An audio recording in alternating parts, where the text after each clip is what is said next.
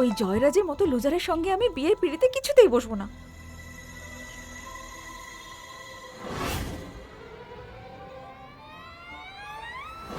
High, will you be my fake boyfriend? কি কি মানে বলছি, তুমি কি আমার ফেক বয়ফ্রেন্ড হবে? ফেক বয়ফ্রেন্ড আবার কি? আরে ওসব ছাড়ো, ফ্রিতে হতে বলছি নাকি। টাকা পাবে, 5,000 টাকা। শুধু আউটফিট আর অ্যাটিটিউডের সফটওয়্যার একটু আপডেট করতে হবে। তাহলে চলো, ডিল ডান। দেখো না দাদা, রাজি হও না প্লিজ। দাদা? এক সেকেন্ড, আমি তোমার কোনো দাদা টাদা নই। প্রথমে দাদা, তারপর বয়ফ্রেন্ড। না না না, এসব আমি পারবো না। আরে শোনো না, একটু সাহায্য করে দাও না প্লিজ প্লিজ। আচ্ছা, এই ফেক বয়ফ্রেন্ড আবার কি? বলিউডের ফিল্মটা মনে আছে, যেখানে ওই হিরো একদিনের জন্য মুখ্যমন্ত্রী সিএম হয়? ঠিক তার মতোই তোমাকে একদিনের জন্য আমার বয়ফ্রেন্ড হতে হবে।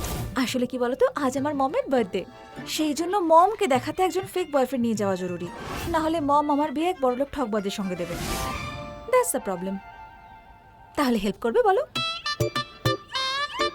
ওকে, ভেরি গুড, চলো। এই যে বোকা, এত গর্ব করিস না। কি বলেছে ভালো করে শোন। ফেক বয়ফ্রেন্ড বানাচ্ছে তোকে।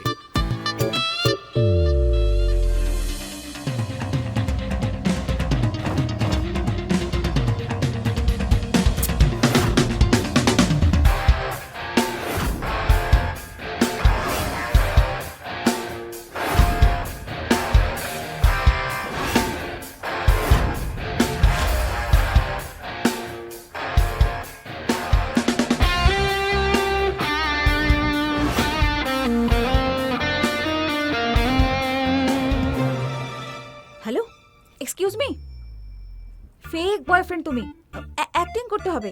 আমার অসহায়তার একদম সুযোগ নেবে না। এক সেকেন্ড। সুযোগ তুমি নিচ্ছ আমার অসহায়তা, ঠিক আছে?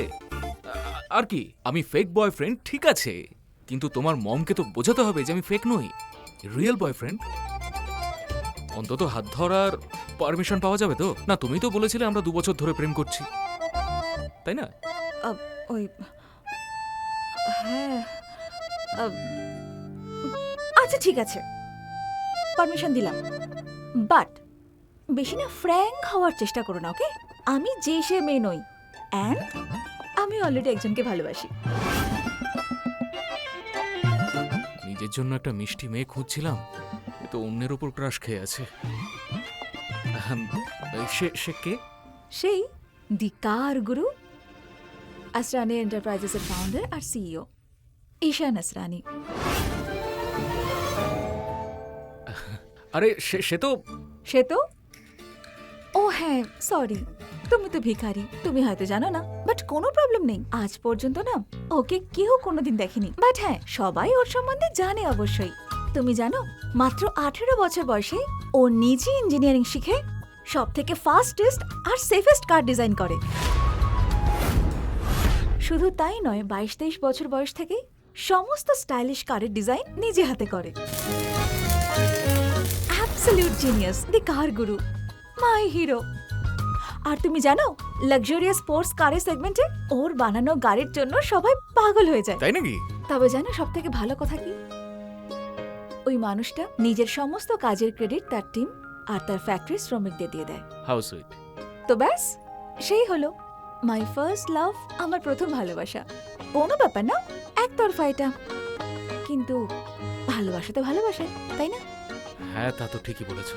তাহলে শোনো, একটু না দূরত্ব বজায় রেখো, আর আমি যেরকম বলবো একদম সেরকম করবে। হ্যাঁ, এই দূরত্বটা ঠিক আছে তো? ও ও, আমি জিজ্ঞেস করতে ভুলে গেছি, তোমার নাম কি? আমি জিজ্ঞেস করতে ভুলে গেছি, তোমার নাম কি? ঈশান। হুম, অবস্থি। ঈশান অবস্থি। ওকে, এবার নিজের সীমাটা যখন জেনেই গেছো, এক কাজ করে চলো গিফট কিনতে যাই। মমের বার্থডে না? চলো।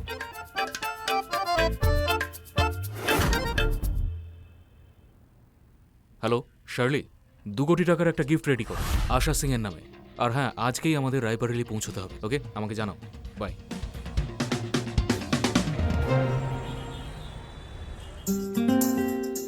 দাদা, মেইনপুরি কলোনি যাবে? গ্রেট। ও শোনো, একটা জিনিস তোমাকে দিতেই ভুলে গেছি। এই নাও 10,000 টাকা।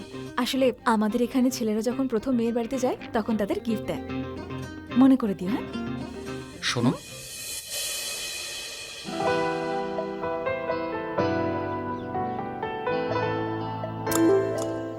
আজকে তোমাকে খুব সুন্দর লাগছে।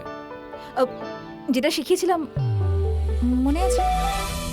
হ্যাঁ হ্যাঁ, চলো আমার দাদা। সব মনে আছে।